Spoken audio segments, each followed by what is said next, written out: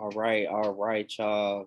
Natural Nonsense, episode 8, Politics of the Animal Kingdom. We got Kyler, High Dollar Sign. So, Kyler, Reporting live from Las Vegas. reporting live from Vegas. We got Andre, reporting live from Stay Classy San Diego. um, but yeah, man, we about to get into this.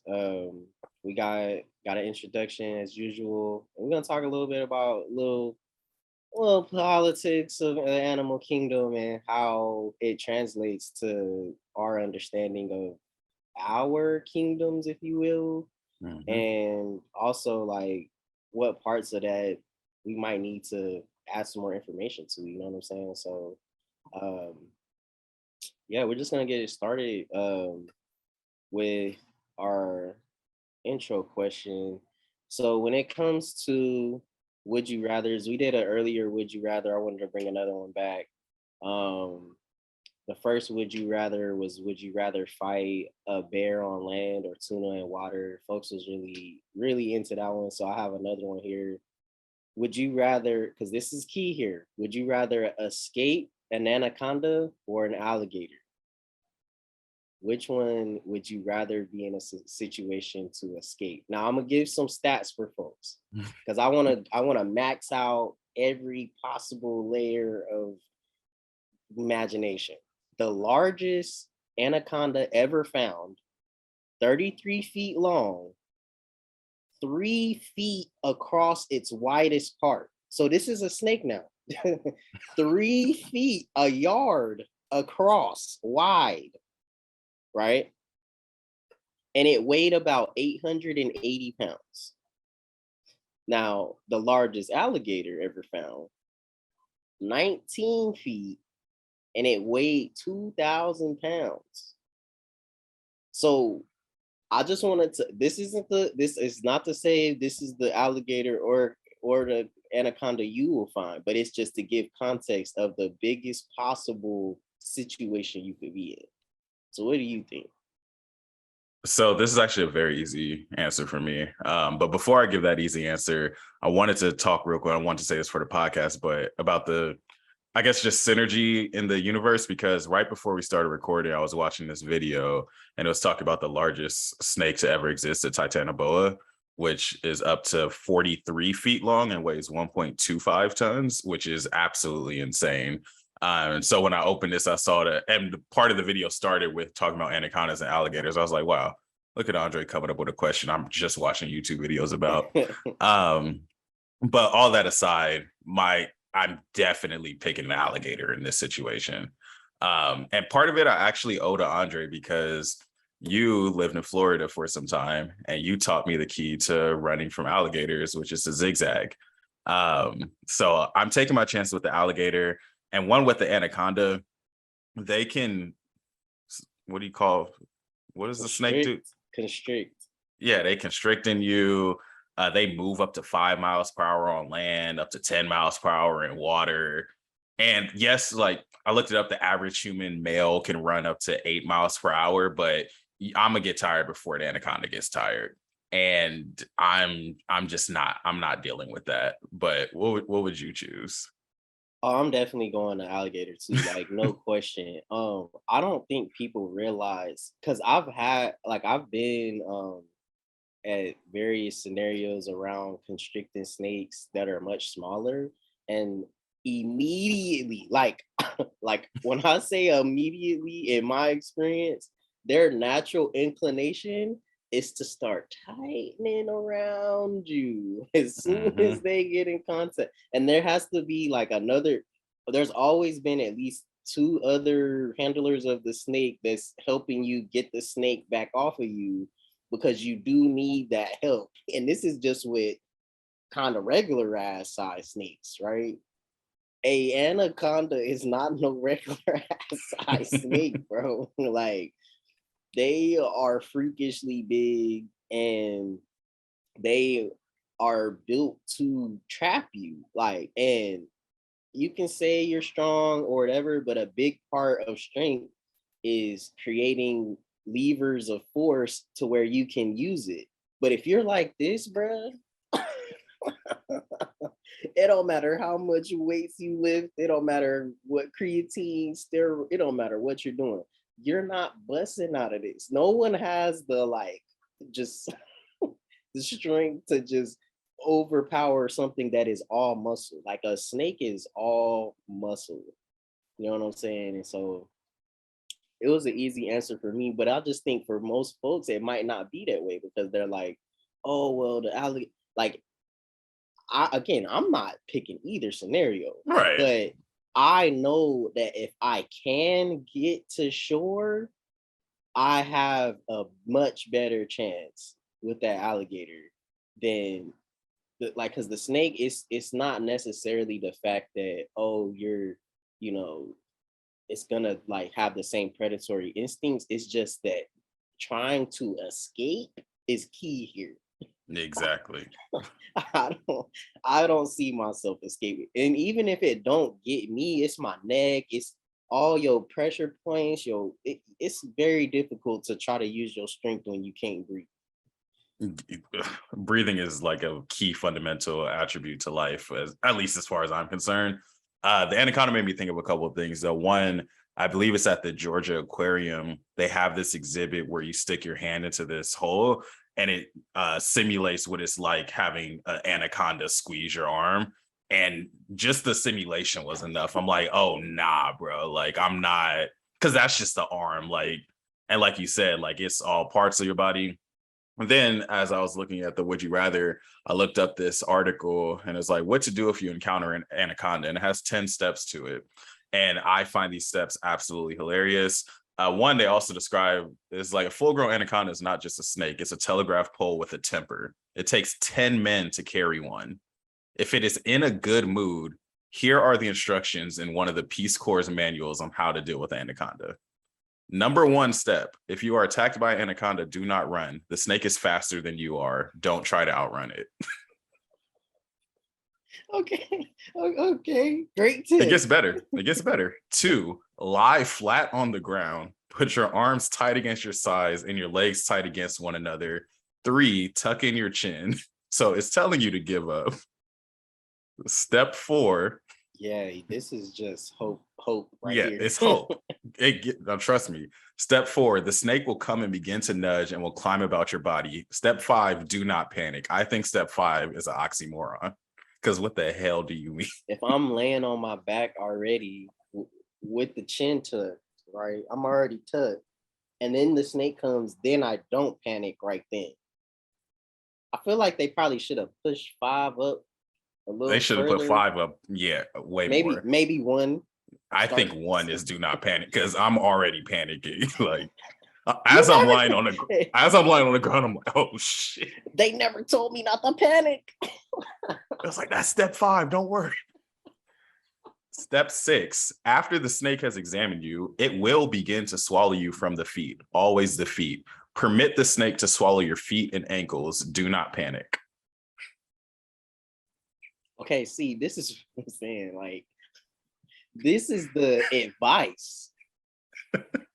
Thank goodness we're getting this information and we're sharing this with the listeners, but like, this is the advice. This is the advisable way to handle it. That's Step what's seven wild is to my me. favorite. Step seven is my favorite, though. The snake will begin to suck your legs into its body. You must lie perfectly still. This will take a long time. Okay, now is this some like onion article? Nah, it's from somebody who was in the Peace Corps. They gotta be trolling. Just When be the calm. Yeah, just be calm. It's gonna take a while. Step eight, when the snake has reached your knees, slowly and with as little movement as possible, reach down, take your knife, and very gently slide it into the side of the snake's mouth between the edge. Wait. I was supposed to have a knife the whole time and I'm just now using it? Wait a second. I had a knife the whole time and I'm waiting until it gets to my knees to do anything. That's what we're telling folks. Step nine, be sure to have your knife. Step 10, be sure your knife is sharp. Okay, yeah, a lot of that should have been ahead of all of these other steps. No, I'm What you just gonna at be the doing? end. At the end, it says it's fake, but Oh, okay. No, I got to a certain point where I was like, okay, now, you, this don't make sense no more. But yeah, y'all, like, I feel like on some real shit though, definitely not messing with an anaconda. Just not doing it. Like, they have been here much longer than humans. First off, both of these animals have been here much longer than humans for a reason. And I don't want to test that. I don't want to test their evolutionary skills and strategies. So I'll be picking the alligator. And the thing about big alligators too, you know, they also gotta they can move pretty quick now.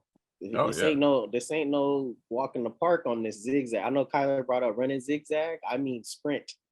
yeah, Because like if hauling you ass. and you gotta commit to zigging and zagging.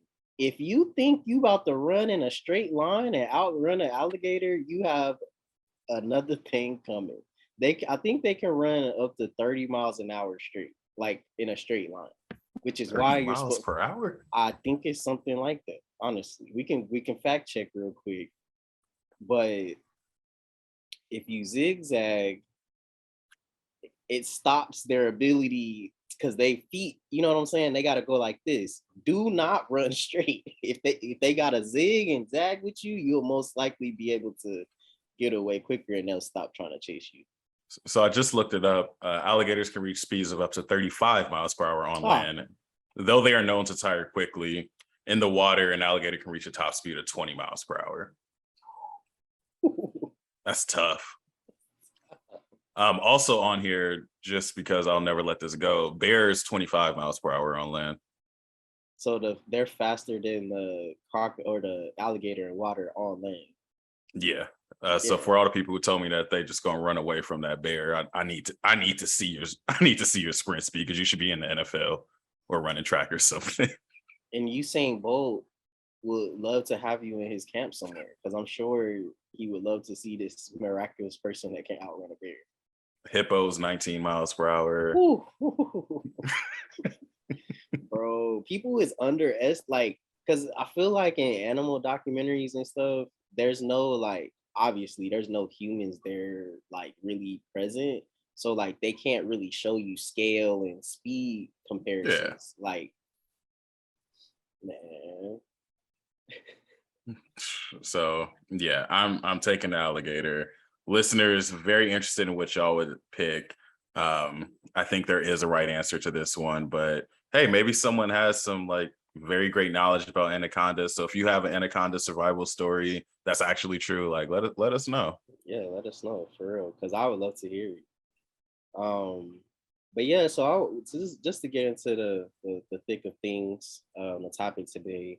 We're gonna be talking about like politics inside of the animal kingdom and just like where did it where does our observation come from and just how does this relate back to people. And so one of the first things I wanted to talk about um is when it comes to um just the overarching statement is just that gender's made up, everybody. So it's completely made up. Yes, there's, the sex and gender aren't the same thing. um but Charles Darwin, if folks don't know who Charles Darwin is, um the best I can describe is he was kind of like the Wild Thornberry's dad, Nigel Thornberry. That's how I imagine Charles Darwin, because Me too. he's smart but really dumb. Like, like in terms of the how widely accepted the ideas were of some of the things he said. Like, yes, there's great foundational knowledge that Charles Darwin, like, I'm not saying that, but on some social interaction piece, I don't think he had all his notes together. um because one of the things that Charles Darwin did at his time, and it took like many years of research and getting people other than white men in the field, is gender essentialism. And gender essentialism is basically like the idea that there are innate qualities about like women, men, non-binary folk, whatever you want to call it. There's like essential things that make up them, and they're innate. Like there's not any type of budging on it. So example, this would be like kind of like stereotypes of men are the hunters and men are strong and women are docile, and and it's like one of the things that was harmful with Darwin's thinking is because he pushed this onto animals. And so like when it came to a lot of different elements, it started to be like, see, look, even the animals are gender essentialists, huh? See, we're confirming things about people, but in reality, that's not the case. So like, um, it was another layer that influenced like white male capitalist patriarchy, because it basically made it to where every single animal that they would like kind of look to, they started doing, oh, it's the mom and the dad, right? But they never thought about how they communally work together, or how as a clan, how does that work with the kid? Like they didn't have all of that together yet. And so what ended up happening is it ended up kind of like only leading to social Darwinism. And social Darwinism is applying survival of the fittest to people, and saying that certain people become powerful in society just because they are innately better. And that's where it starts to take a turn for the worse. Because now we taking this very kind of baseline generalized statement of animals, and then now we're taking that and then applying it to people. And this is how um like imperialism was justified. This is how racism is justified. This is how eugenics became justified. Social inequality becomes justified. Even to this day, there is a lot of layers of this social Darwinism that's still present in our society, and how we vote, how we decide leaders, how we decide laws. Is still innately there. Like a lot of the things that people say is just stereotypes. It comes from social Darwinism, and it comes from Charles Darwin making these blanket statements, and then some people in some think tank somewhere was like, "Ooh, how can we apply this to people so we can set up our hierarchies?" Because before this point, like racism started to get old a little bit. You know what I mean? Like, like people, like there was quite a few plantations that started to get burned. Nat Turner had a big part in that. You know what I'm saying? There started to be a lot of slave rebellions, and I think people really underestimate. Like that's why I start to get really upset when people are like, "Hey, yeah, how do we know slavery happened?" Because they Massa and them was getting knocked off, and they had to keep making new laws and codes to keep people in line. They wouldn't just suddenly start making new laws for Black people if there wasn't slave rebellions happening. No. Period.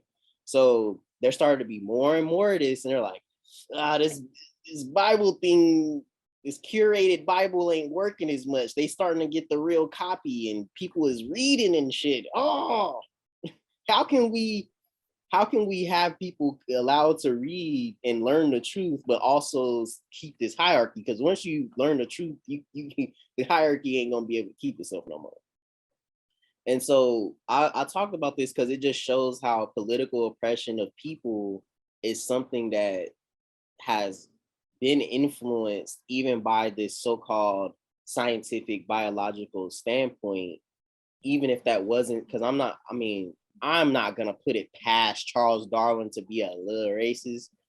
I'm just saying, but Nah. I'm not saying that it was truly the intent of that theory of, survival of the fittest, and then all of these different layers of gender in it for that to be translated to people with eugenics and like, oh, black people have smaller brains, and some like all of these different things they would just literally make up came from this foundation. And it's not something that was believed for most of human history. So it's just something to think about. So what do you think about that just initially? Yeah, I think you touched on a lot of great points there. I think the first thing that came to mind, I even wrote it down to bring it up, is like the idea of confirmation bias. Because when it came to Darwin studies and like looking at survival of the fittest or where gender essentialism came up in his research and his studies, like when you think something is true, you're going to find research and data that proves you right. Like that's one of the cognitive biases. That's something that everybody does. Like you see it a lot in the social media age too, is like, oh, I think LeBron's trash. Let me find 10 tweets that prove LeBron is trash, when you're just ignoring all the other evidence that says otherwise. Right. And so when it comes to that with like social Darwinists and survival of the fittest and how that relates to some of the things you brought up, like eugenics and social inequality, I think that can easily come up where if you live in a society where Black people and other marginalized groups are at the bottom of society and are seen as lesser than human, it's really easy to say that, oh, yeah, this makes sense. Like Darwin said this. I see this in day to day life. Like you don't see any Black people running for leadership positions. They're not smart enough. And it's like, yeah, you kind of set it up to where they couldn't. So Right. I don't think that they would be able to. And just like how you mentioned, like how racism got old, but just how things evolve over time. A book that I wanted to bring up, that's one of the more impactful books that I read in college, and I think that we should always have a natural nonsense reading list. But The New Jim Crow by Michelle Alexander. I think that's a Yep. great book that kind of highlights not necessarily those specific topics, but the idea of how these things evolve over time and how systems evolve to keep different oppressed people oppressed. Um, but yeah, it's just very interesting when you look at some of the dominant research, the dominant ideologies that are taught to students in school. Like when we were in middle school, elementary school, like you learned a lot about Charles Darwin, and it was just like, oh yeah, survival of the fittest. And it isn't until you like get exposed to more knowledge and more research and more books by non-white people or people who have opposing ideologies that you see where some of these things that were taught as youth can be seen as problematic or are problematic just in general, because that's where intersectionality comes in too, like just seeing where this plays a role when you look at different peoples, different societies. Um, so yeah, I think that's just what come to mind, is just that confirmation bias aspect of it, and just how like some of these things that were taught at such a young age they mean something. Like yes, like learning about survival of the fittest is important when you're studying like science and whatnot, Right. but just thinking deeper into it, I think is really important. Yeah, and that's why I wanted to bring it up because I think sometimes, like, especially our society today, there's this apathy around politics because it feels like there's and I want to say there is a concerted effort by the powers that be to make people apathetic, but people tend to say, "Oh, well, that doesn't impact me," and it's like, "Oh no, it definitely does." It doesn't matter if you think it does or not. Like politics impacts every single person's existence. Like, as shitty as it is, it's not something we can just like put our head in the sand on and be like, oh, it'll fix itself. Nah, like it definitely impacts people and impacts how our structures are set up. And it also shows that there's other options, but I'll get into that later. The next thing I want us to talk about is this fact that I found, right? So I remember I was talking to you. We had went to the zoo, by the way, y'all. We went to the zoo recently, and we had came up to an exhibit, and I think I had told Kyler I was something along the lines. I was like, it's just interesting how gender is set up in like animals and how like how they tell us it is versus what they actually do on a very functional sense. Like so, for example, at the wild safari park they had to keep a younger male away from an older male. I think it's like a bonobo. Um, and it's because the younger male would basically try to fight the older one until they killed it basically and took over and reset the standard of the whole social group. And that's a reason why in those patriarchal type societies of animals, the men often, like, if they're not in charge of their whole thing, they're in like smaller groups and stuff. And that's kind of where my brain started turning about it. But I found this fact, right? By the definitions of human monogamy in terms of one partner for life, in terms of patriarchal, you know, mom, dad, white picket fence, all that, only 7% of all animals are truly monogamous.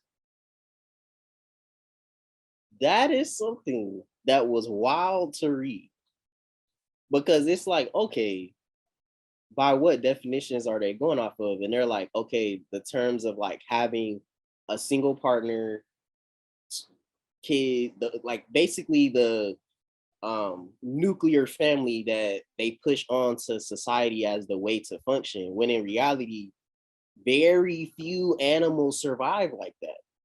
It's just something to think of, because if we're going to use Darwin's survival of the fittest, it seems like it's fittest seems like the fittest option isn't this 7% in terms of just the strictly nuclear. I just have one parent, one mom, one dad, or however many, two dads, two moms, however you want to look at it, and then the kids, and then just having that be your social structure. That's not how animals function. They function in much larger groups with a lot more complexity to their surroundings, because when you're really trying to survive, you need as many eyes as possible on your kid. And I think that's where we got a lot away from in terms of this capitalist society, and patriarchy and stuff, of like not having a village to truly help raise up kids, because it was never meant for one person or two people to raise a kid by themselves. That never was a sustainable aspect. And we're being asked and forced upon us this way of living that isn't sustainable. It requires you to be employed at some job and have a 401k and have health insurance and do all of these different things. It requires that of you if that's something that you're going to be a part of social order on. And then if you're outside of that social order, you have to deal with the ostracization or just being alienated outside of the group because you don't fit the norms no more. And norms don't mean that stuff is correct. And I think that's what I'm trying to like problematize a little bit. Can you say that one more time for the back of the room about norms? Norms doesn't equal correct. Like, just because something has been made normal doesn't mean it's correct. For example, when there's videos of violence against Black people by the police just shared online, there was a point, I think it was about 2014, right? I never had a phone for that long. Like I really only had a smartphone before college, like 3 months. Like 3 months before college, I had a smartphone. So I wasn't even in the process of even doing that. But it was around 2014 where I stopped and I was like, I am not watching these videos no more, bro. Like I just won't do it. And there's people that's, oh, you gotta know what happened. And I know what happened. Someone passed away and was killed. I don't need to see it, bro. Like that's not, just because it's normal doesn't mean it's correct. And so one of the things I want to talk about too is just the propaganda in kids movies and stuff too. Like in all of the movies, they'll show like the mommy lion and the daddy lion, like in Lion King. Bruh, in real life, Mufasa would have had 20 lionesses in there. I'm just telling you what it would really be. And what would that show the kids if you showed Mufasa with 20 something lionesses in there with cubs all around? What message does that send versus like, because honestly, Mufasa has a terrible setup going here. He got knocked off and he only got Simba left for your whole lineage, B. That's not a good pride. Rough. That's not a that's and rough. You saw in the movie how rough it got. They couldn't get food, they didn't know how to fuck, because they made a lion pride limited to a nuclear family, and you started to see what happened. So I just wanted to get your thoughts on that. Yeah, I mean, I think mainly touching on the propaganda in the movies type or portion of it because I'm a movie nerd right now. I think it's just very interesting how, at least back then, I think we're starting to see a little bit of evolution with what's in film, but people felt like they had to simplify stuff a lot for the kid brain. But I think that becomes problematic in that, okay, now they grow up loving Lion King as their favorite movie, have this idea of lions and whatnot. And no, is it not that deep, but it also can be that deep. But they grow up with this idea of Lion King, and they become an adult and start learning more about lions. You're like, wait, Lion King was bullshit. And it's just like there's so much propaganda like that within movies, but it's really interesting that statistic of 7% of animals, because I mean, of course, there are like millions of animals out there, but 7% is such a small proportion of the animal kingdom. And it's just interesting because if I were on a game show and I had to just guesstimate what percentage of animals are truly monogamous, I'd guess a way higher percentage. Right. Like, even knowing everything I know, I would guess a significantly higher percentage. And I think that's just interesting in how that waterfalls into like humanity and just how we view monogamous relationships or polygamy. I think that polygamy is such this taboo, like, oh, did you say he's polygamous? Like, yeah, like people are we. I'm not But going at to the open that. same time, but at the same time, they openly accept like the if you want to call it like the male having like if they're single, right, it's cool for them to have is it, but once you have a partner or something, then it's just cut and dry, no longer cool. But it was cool when they was single, and it's like, huh? And then on like different things of just like how things are set up when once you decide that you want to have intimate partnership with somebody, it requires you to now lose freedom. And it's like, why does that have to be a stipulation to it when in the greater part of survival, it's best by statistics. And I'm just going off of this. I'd rather be in the 93, and I'm not saying that it's just cut and dry, like, oh, Yeah, you just completely just letting it go and you're not giving no thought to it, but just it seems like we might want to be a little bit more in balance at least with where we're at with all of this stuff. Because I'm reading Revolutionary Suicide by Huey P. Newton, and one of the things that he had talked about was his relationships and how it was very difficult for him, and in terms of that monogamy piece, because he was like, I don't agree with how monogamy led to my parents and everybody being forced into this payment plan system of bills of kids, and then it just being only them, and there's not like a yeah, community around to make sure that all the kids is eating or making sure that so you can actually focus on your relationship and still have a relationship and it not be predicated on paying bills and doing all this other stuff, and you can actually do that and it not be that way. So it's just something to continue to think about. yeah. Definitely want people to continue thinking about that. And just because you brought it up with regards to like people being single and whatnot, I wanted to just kind of pose this, could be a rhetorical question, could not be, but what percentage of humans are truly monogamous? Exactly, because I would say 7%. if I If we mean, keeping it gangster, if we gangster. keeping it real, I would not say that it's a overwhelming majority of people even want that, because dating wouldn't be so hard if it was that way, right? Because the reason why it's so difficult is like, man, I'd rather deal with 20 other people than just this one person, right? Or that I just dated or whatever, right? That's how people interact with it, because it's a lot easier to deal with it that way than have to lose all your freedoms for someone that could end up being trash. And it's just something for folks to think about. Like, is there balance in that? I don't see it. Like, because there's also like a lot of like slut shaming. I am a personal vehement denier of and opposer of slut shaming for various reasons.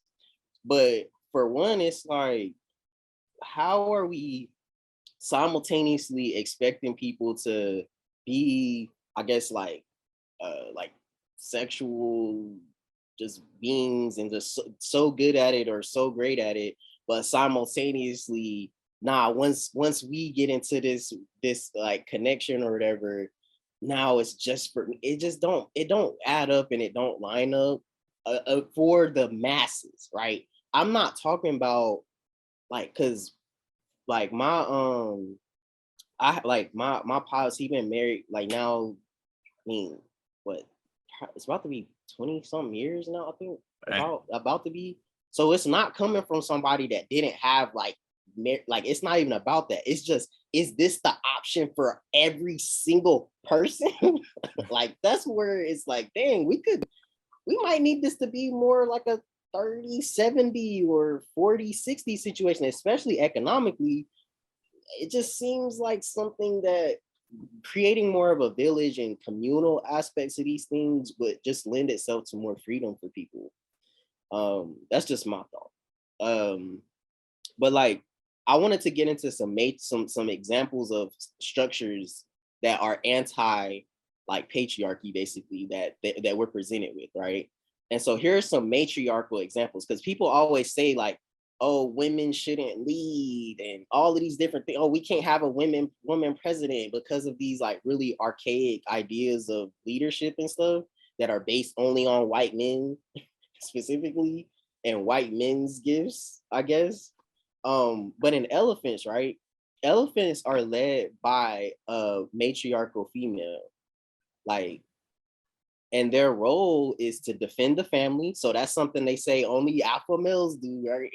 Oh no, that's your job to protect everybody. Well, in other species, not the case. It's the head honcho is the woman there. And then finding resources, again, finding resources, if you translate that to humans, bring the breadwinner. That's what they're doing too.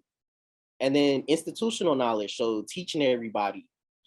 That's also what they do as well. And so the men of the kind of the elephant groups, they kind of be in little bull herds, basically. Like they're kind of like in separate groups. And yeah, eventually when folks is in heat and they gotta do all that, that's when all that happens. But like I said, when we was at the zoo, I was like, I just think it's interesting how that's set up, because in our society, there's such a like, just if anybody's not like a man or like a cis man, like white in some form or fashion in leadership, people have an aversion to accepting that version of leadership, especially if it's coming from someone that is against the grain of what society calls leadership. Like I've seen it a lot in my experience with Black women in leadership, of them being 30 times as capable, and I mean 30 times, 30 At times least. as 30 times as capable. They actually care more because they actually trying to do the job, and their leadership isn't accepted because of their hair. What? Because they didn't say it in a kind way. And I was like, I guess that seems like some more misogynoir. So it's like, I like to look at this on that level, because it starts here. It starts in those picture books when you're 4 or 5 years old, when they start to tell you like, oh, it's the dad elephant and the mom elephant, and they have a kid. It's like, that ain't even how they rock. That's not how they rock. It's just not. And the next group is spotted hyenas. This one is where it got really interesting, because this is, I think, where we get into that essentialism, that bioessentialism. So in spotted hyenas, right? Spotted hyenas are larger than the males. So because they always say, right, men, they're bigger, all of these generalized statements, right? And then how does that generalized statement impact people? Like smaller men get impacted, then bigger women get impacted, and then folks that are non-binary get completely excluded. You know what I'm saying? So then that's where that starts to happen, right? Because now you don't fit those norms that aren't, you know what I'm saying? The norms that aren't correct. Doesn't mean that it's true. this is the interesting part.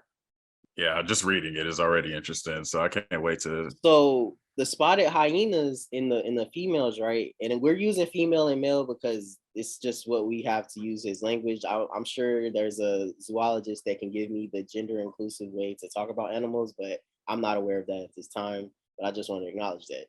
But the females have bigger phallic organs than males.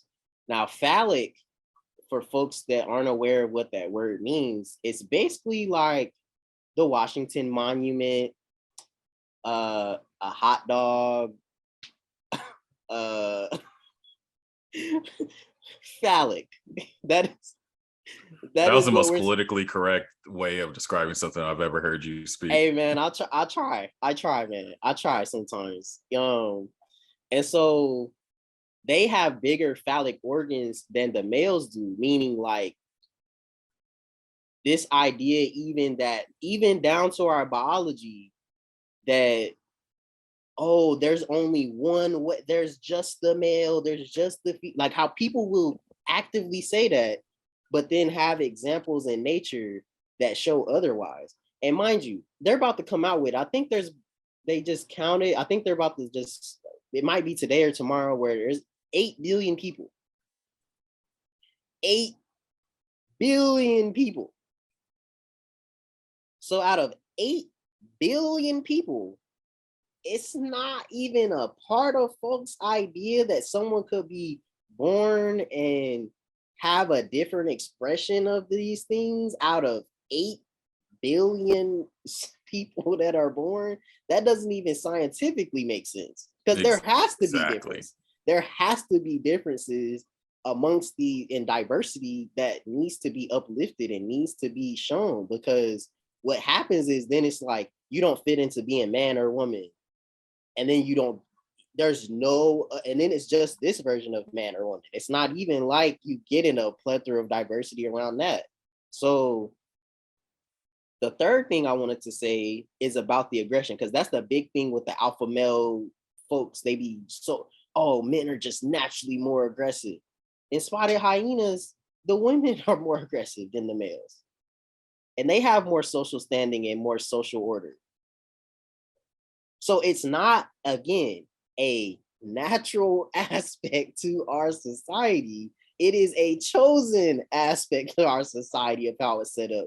Because I have personally met many Black women in my life that I would much rather be taking the lead on a lot of different scenarios than just the standard, oh, the man makes the decision and is the leader. Like, that ain't really functional for how we do things best, right? For our mutual survival. So why don't we think about this a little bit more and not just have it be so this or that, when there's a lot more gray in there? What do you think about that? Yeah, there, and that's a perfect segue because there's so much gray in everything, and I'm really happy you brought up the scientific aspect of it, because I think a lot of times people are like, oh, well, science says that there's an X chromosome and a Y chromosome. Science says if you have this, you're a man, blah, blah, blah. And I think it's important that when we're talking about science as a proof for a lot of these things, that we're not just, once again, confirmation bias, not just picking a science that works for us, but looking like I was a Coxside major. We did a lot of data science, data analysis, and a lot of it's kind of not standard knowledge, but a lot of people are familiar with like a normal curve or a bell curve. Like that's how like grades get the curve for the grades and whatnot grades. There's the middle part of the bell curve where like most people are going to fall within this mid 67, 95% of the population, but you also have the outliers, and those are actually statistically significant. Like if you fall within the outlying parts on either side of a bell curve, that is statistically significant. And when you have 8 billion people in the world, like you said, like, yeah, there's going to be nuance. There's literally statistical measurements that talk about nuance, diversity within the data. All of that is very important to discuss. And it's easy for people to talk about that and stuff that they care about or they identify with, but then for some reason it's challenging when it comes to stuff like gender, sexuality, et cetera, et cetera. You and I, we are both Black males. There's very few things that we have in common on the screen right now, like very few. But people, a society for damn sure thinks we're both Black. And when it comes down to it, and that was the other thing I was bringing up. I also watched a video about hyenas this morning. So it's very funny that you also chose to highlight hyenas and learned a lot about the matriarchal society of hyenas. And it just really comes down to what you started this episode or started this discussion with, is you just threw out there gender doesn't exist, sexuality, blah, blah, blah. And you just kind of left it at that. And I want to go back to that because I think that's a topic that shouldn't be, though is challenging for some of our listeners to accept and understand. And I really just want to challenge folks to do the reading, do the research, because there's a lot of information out there about gender, about sexuality, and also just like understand that knowledge is limited. We don't know everything. Like, you don't know everything. And I think it's important to acknowledge that ignorance and grow from it, because if this Natural Nonsense podcast started in 2013, y'all would have had me on a barbecue pit, honestly, because I would have been 18 with 18-year-old. I wouldn't have read Bell Hooks or Sada Shakur. I wouldn't have even got into Zoro Neale Hurston yet. You feel me? I ain't even touched none of that yet. That was not offered to me in school. No, at my school at least. I came into college ignorant as hell, but through growth, through conversation, through reading, through understanding, experience, like I eventually grew out of some of that archaic thinking. Like there's growth that has to happen here. And so I'm happy you brought up some of these examples, because I think this is something tangible that people can hold on to and just start that knowledge. So challenging whoever is listening to this, just really think critically about gender, about patriarchy, about matriarchy, and just understand that this isn't some liberal BS that, oh, this new generation, they think they can do blah, blah, blah. Like, nah, like in nature, in society, like this is just a natural way of life. So I think it's really important for us to understand that there shouldn't be these gender roles in our society. There shouldn't be a glass ceiling for what someone who identifies as a woman can do. Because I mean, I've been blessed when it comes to supervisors. Most of my supervisors have been Black women since I've started working, which for a lot of people, they've never had a Black woman as a supervisor. But I think that what that has shown me was just very tangible. I've been in meetings where I'm like, oh, you just not listening because she's a Black woman. Exactly. Bare minimum. You'll say the exact thing she just said and worse, and people will listen to it because you're a white man or you're a man in general. And it's just weird that there's so many examples of matriarchal societies within nature, within the animal kingdom, and that people act like some of these things just can't exist. Like we're not going to open Pandora's box and talk too much about all of this, but you look at where this comes up with like sports, the WNBA, like, oh, well, they're just not as good as the guys. Shut up. You're not watching the sport. You're not watching the sport.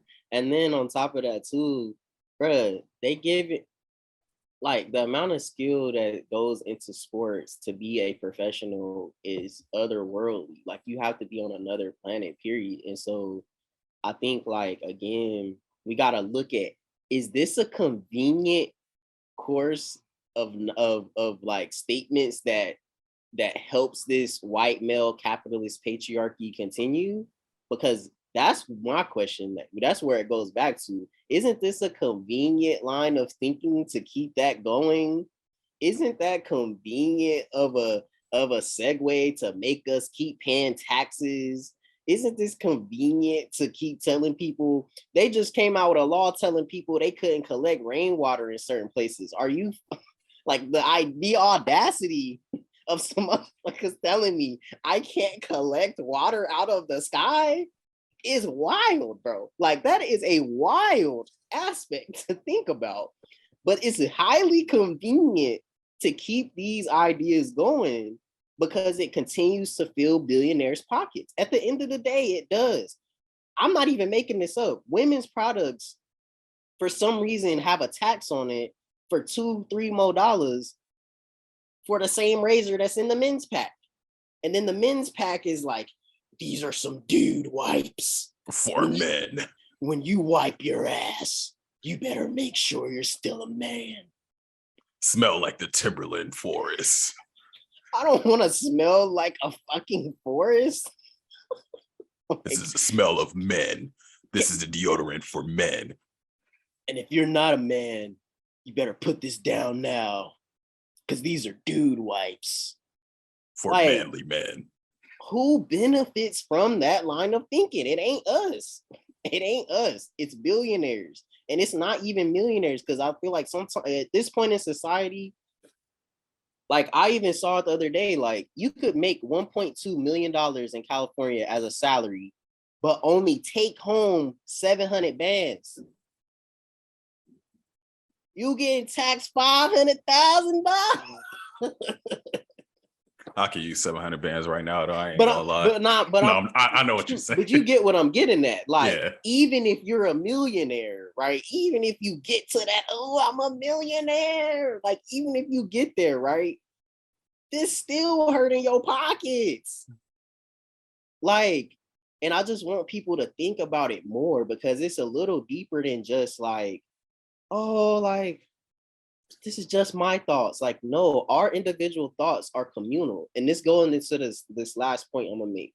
So according to Aristotle, for folks that don't know, Aristotle is a philosopher. A lot of what he wrote came from Africa, but I will just leave it there for now.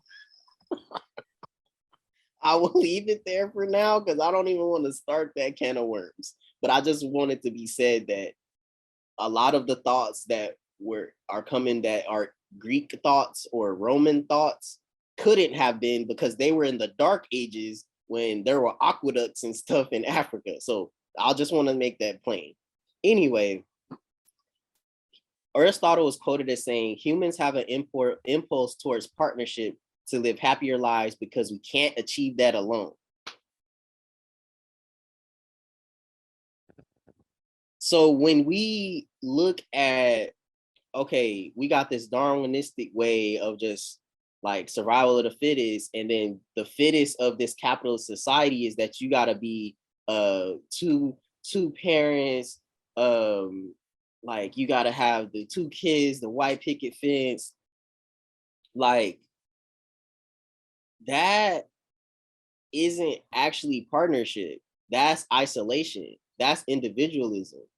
And when we're looking at these thoughts and ideas, everyone that I have talked to over the past couple years with this pandemic have talked about how deeply painful it's been to not be able to commune with each other, not being able to be in partnership with each other, not being able to fucking exist because you don't want to endanger someone else's health, right? And we all are experiencing this mental trauma simultaneously with tools that are Darwinistic in nature and social Darwinism, in terms of like, worry about yourself, put your mask on. Everybody else, they just going, oh, well, if they want to wear a mask, they can wear a mask, and all of this stuff. And I know people got their own thoughts about that. I'm not getting into that, but I just want it to be stated that happier lives, because everyone is supposed to be chasing happiness. At least me, I chase joy, but I'm just saying that the central part is being happy. And so if we're doing that in isolation, that's why the grind is so hard. That's why it's so tiring. We're not supposed to do these things alone. Like, and that was another part of where I'm reading in the Revolutionary Suicide too, that like it was years of time of Huey Newton on the streets, at school, trying to organize with different groups over time. It took a lot of time of organizing and then getting with a critical mass of enough like-minded people to now live together, commune with each other, eat together, turn up, drink together, you know what I'm saying, listen to music together. And this became the core group of people that ended up founding the Black Panther Party. You know what I'm saying? And that came from that time of communal living. If Huey Newton lived in complete isolation with all of these ideas, they would have never came to fruition, because they would have just been thoughts and ideas. And he even states that like there was a long time where they didn't call it the Black Panther Party yet, but there was a long period of time where they were just trying to figure it out, just trying to piece it together, just trying to build it out. And no, there were no actions that came from it. And they had that internal thought, like, are we just those people that just theorize and don't do nothing? And one of the things that came from that was just like, okay, you do have to commune for that analysis. If you do that individually, it doesn't lead to action because there's no role for you. You can't be everything. Everybody can't be everything and try to do things alone. That's not really what's sustained. And that was the essential part to the Black Panther Party that ended up being such an antithesis and such a visceral reaction by the great liberal state of California that passed all these laws to put them down on a state level, because they saw that free breakfast program. And it just now happened in the year 2022. So nearly 50, 60 years after the Black Panther Party was founded, that they finally are letting kids eat free at school. Wild. Wild. So just like what, just so what are your thoughts about that just in general? yeah, I mean, right now my thought is just like the fact that the eating free thing is just like, because why are we asking these 7-year-olds to find money to eat lunch when they already have to be at school for 8 hours or else they're in trouble? Like, come on, like there's so many layers to And that. they mama and daddy gonna be in trouble too if they not in school. Yeah, like Everybody is coerced into this being it's at lunch institutional. today. Yes. It's institutional. It's wild. But I really want to touch on like just talking about like diversity of political leadership and just why you need different skill sets, why you need different partnerships in order to live happier, fulfilled, sustained lives. Because we literally cannot exist alone. Like, and I'll probably get into this more next episode when we kind of talk about like Cogsci and whatnot. But just literally thinking of anything, you need multiple people with multiple skill sets. Like, I know there's this big like, oh, like I want to be an entrepreneur, do it myself. I don't need nobody. Like, nah, you need somebody. Because even let's create this scenario where you literally the only person running your business. You needed the people to help you get there. So you really didn't do it by yourself. Like, oh, I was staying up reading these books. Who wrote the books? Who did the research for the books that you was reading? I was watching these YouTube videos. Yes, somebody else created that YouTube video. Like, there's so much that you need from other people. Even when you think about, like, we talked a little bit about like activism in school and whatnot, you have the people who are more vocal. You have the people who are more detail oriented, because sometimes the people who are most vocal, maybe they ain't thinking about the details. They didn't think about how they're going to get back from the protest, but you need the person who's a little bit more logic thinking. Not that the people vocal are more logical, but or less logical, but you need people to come up with the details and whatnot. Some people are shitty artists. You need somebody to come up with a good sign. Like, you need somebody to come up with the flyer for the protest. You need somebody to publicize these things. There's so many different facets that come into just existing in general. And we see that with the animals. Like, all these different animals have roles within their group, their society. Even like you look at a wolf pack, like, yes, you have the quote unquote like alpha male, alpha female within the wolf pack. You have other people that, or other wolves that have different roles within the wolf pack. Even the younglings, like in a lot of these animal groups, like they need to like learn how to become that next leader of their own like group, their own pack, their own pride. So yeah, it's just really important that we get out of this individualistic mindset. And I think the pandemic has helped people to realize just how interconnected we are as a society and just how important it is to be able to connect with people. But literally, we cannot physically, biologically, we cannot grow without the influence of people. Like, we wouldn't know language, we wouldn't be able to learn, we wouldn't be able to think properly. Like, there's just so much that comes into how we grow as people. So I think just overall, just really want to validate and empower like anybody listening to this, like whatever you're doing, like there's a reason that you're doing it and it's needed.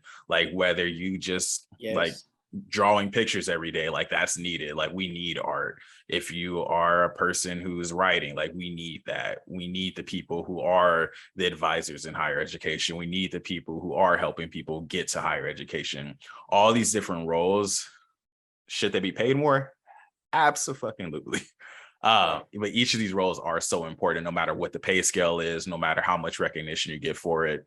All these things truly make up a diverse society that is able to grow and thrive. Yeah, because I think we also got to do that assessment again and just take that step back and be like, what do we actually want? Like, because I don't know anybody who actually wants a mansion, like on a functional sense, like not like, oh, like I would like to, have a, you know what I'm saying, on a functional sense, like Yeah. I actually want 20 rooms and I actually by myself, right, gotta clean it by myself, gotta, Hell oh no. well, I'll just pay somebody to do it. Well, guess what, now you got somebody in your house and you now are living a communal lifestyle, even if that's on that bare minimum level, because now that person cleaning your house, now they know the code to your house. Now they got keys to your house. Now they can go in your damn refrigerator. So there's a level of trust you now have to have in this person. So I always try to tell people, like, money isn't this thing that rips you away from having real needs to still trust, to still commune, to still come together. And that's why we see all of these celebrities and people don't understand it, how they have mental health issues. It comes through in that way. They can't exist and be communal no more. I couldn't imagine I can no longer just go to the gas station, just go, right? I gotta go with a whole group of people. There's some things you don't really need to be doing as a whole group, but then you also are isolated. Like Michael Jordan, a big part of why he retired the first time was because of that. Like when he would go on the road and stuff, and this is before social media, people find out he at the hotel, he can't go downstairs no more. What does that mean for somebody's mental health if you one of the most idolized humans on earth, really? Because that's what Michael Jordan, it was like him and Michael Jackson at one point in commercials, and it's like both of them, in a similar situation, but just like, yo, like that he talked about how it weared on him so much and he had to retire. He had to take a break. And it's just amazing LeBron's still doing it, but it's just something for folks to consider. Like just because you got some money, don't rip you away from having human needs. And the more that people can start to understand that, it starts to see how trying to aspire to some billionaire standards is not something that's going to be sustainable for people because it requires exploitation of others. And just one last thing I wanted us to just reflect on is just like, for one, our political foundations, whatever they are, if it's apathy, I don't care about politics. If it's, oh, but there's only these two choices or whatever, the Democrats or Republicans or whatever. Or if you're one of those people that vote, or you're one of those people that don't vote but still care about the issues, or whatever, that wherever you fall on that line, you know what I'm saying? If you're a socialist, if you're a communist, if you're an anarchist, wherever you fall on these lines, just reflect on your foundations as if they are icebergs and not toppings we want on a two-topping pizza. Because that's how I have at least perceived a lot of how people associate with their political understanding is like, well, I want these things, so let me just get let me just get the pepperoni, and then go ahead and throw some jalapenos on there. And I want my politics to be that, right? I want that kind of flat piece of pizza. But in reality, our political thought process is a iceberg. There's a part that we can see, no matter who you are. Oh, I learned this from when I was a kid. Yeah, that's where socialization starts. So just look at it as an iceberg and start to chip away at it and see where is at that center part of that, so that you can determine, is this truly a thought I have, or is this a thought that's been told to me and pushed to me and pushed in society and pushed at school and pushed in commercials and pushed in music and conveniently all lining up again with white male capitalist patriarchy, because that's where all of these things end up aligning with. It doesn't matter if you're a rapper and you rapping about getting to the money and I'm just doing this, I'm doing that, still lining up with capitalist patriarchy, still lining up with that. If you somebody that got a small business, or you got a business, oh well, I just want to like be able to make my money and leave the community. yeah, you still in line with the capitalist patriarchy. Like, and it's not a judgment statement. It's how can we continue to think about it? Because there's more options. And that's what I wanted to end with. Just like we have more choices than just Democrats and Republicans. There's certain political systems in the world with over 15 different political parties functioning. I'm not just saying this as facts, and it leads to a group of people that actually wants to go vote because they have more choices. Imagine if you, like, again with the pizza option. Right now, we either getting shit or ass. Shit pizza or ass pizza. Which one you want? And it's like, damn, we don't, we don't got no other. It's only Y'all ain't shit got or no ass. pepperoni back there. It ain't no pepperoni back there even. Like, I'll even take some cheese. Y'all ain't got cheese. yeah, can I get the shit and ass not on the pizza? Oh no, it has to come on the pizza. Like, ain't the pizza Oh, foundationally cheese, sauce, and crust? Y'all ain't right. got. Y'all have to add the shit on there. Like, but that's what we're being given, and then people are. It's like, oh well, there's nothing I can do about it, but there's a lot we can do, and it starts with talking with each other. It starts with having communal, aspects to our lives, and starting from there. You feel me? Because that's where it starts to start building out more and more solutions. Um, but yeah, I think that was beautiful. And that's kind of, I think, one of the reasons why we wanted to have an episode to talk about like the politics of the animal kingdom. Being that you studied poli sci, like I think was really important to give you an opportunity to just cook a little bit, like hit the little ISO, get you a little 50-point game in here, just talking about like how politics show up in our everyday lives and animal kingdom and nature. Because I think it's very important to share knowledge in a digestible way, like, but also a way that influences growth for people, like, and pushes them in their like challenge and growth areas, not just their comfort zone. Because we definitely gonna have a vocab list for this episode, a reading list for this episode, because like, yeah, this one podcast isn't going to be the answer to everything you ever wanted to know about gender essentialism and politics. Like, there's no way we're doing that in an hour and a half. But this can be a starting point.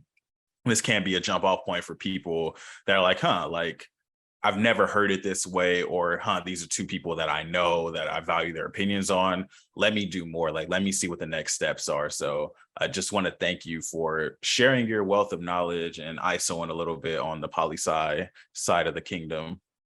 hey, nah, I appreciate it. I feel like I was hot. I started getting in the rhythm, and you just kept feeding me. Hey, it happens like that. So I got them assists. I'm just passing the nah, ball right here. nah, I appreciate it. I appreciate it. But yeah, I think, because people always ask me like, oh, why'd you major in political science? Like, are you trying to be president?